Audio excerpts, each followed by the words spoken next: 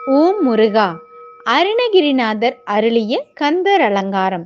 ஒவ்வொரு பாடலும் ஒரு பெரிய ஆன்மீக பொக்கிஷம். இன்னைக்கு நாம பார்க்க போறது கந்தர் அலங்காரம் பாடல் 33.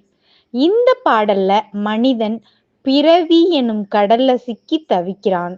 அந்த பிறவி கடலை கடக்க ஒரே தஞ்சம் முருகன் அருள்தான் என்று அருணகிரிநாதர் கூறுகிறார்.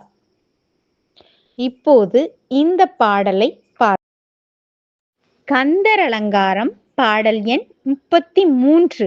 முடியா பிறவிக் கடலிற் புகார் முழுதும் கெடுக்கும் மிடியாள் படியில் விதனப்படார் வெற்றிவேல் பெருமாள் அடியார்க்கு நல்ல பெருமாள் அவுணர் குலம் அடங்க பொடியாக்கிய பெருமாள் திருநாமம் புகழ்பவரே.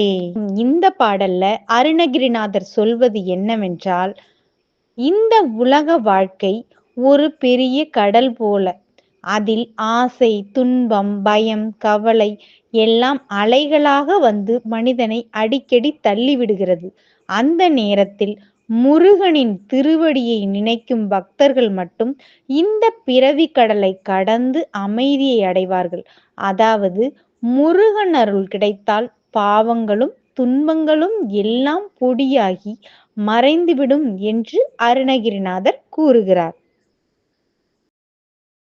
இந்த பாடலை சிறிய கதை வடிவில் விளக்கமாக பார்ப்போம். ஒரு காலத்துல ஒரு மனிதன் கடல்ல விழுந்து தத்தளித்தான். அவனுக்கு நீந்த தெரியாது. அலைகள் அவனை இழுத்துட்டு போணுச்சு. அவன் பயந்து யாராவது காப்பாத்துங்க அப்படின்னு அழுதான்.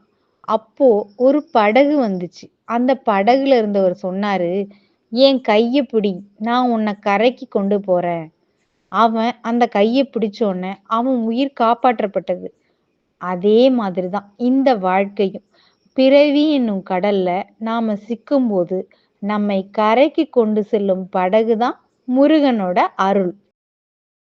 நிறைவா கந்தரலங்காரம் 33 வழியாக அருணகிரிநாதர் உங்களுக்கு சொல்றது என்னன்னா, இந்த பிறவி கடல்ல அலைந்து திரியாமல் இருக்க நாம செய்ய வேண்டியது ஒண்ணுதான். முருகனோட திருவடியை நினைத்து அவரது நாமத்தை ஜபிக்கணும். அப்படி செஞ்சோம்னா நம்மளுடைய துன்பங்கள் எல்லாம் பொடியா மறைந்து போகும். முருகனை நம்பி வாழுங்கள். அவர் நிச்சயம் நம்மை காப்பார். நம்பிக்கையோட இருங்க, நல்லதே நடக்கும். வேல்வேல் முருகன் அரோகரா. ஓம் சரவண பவ.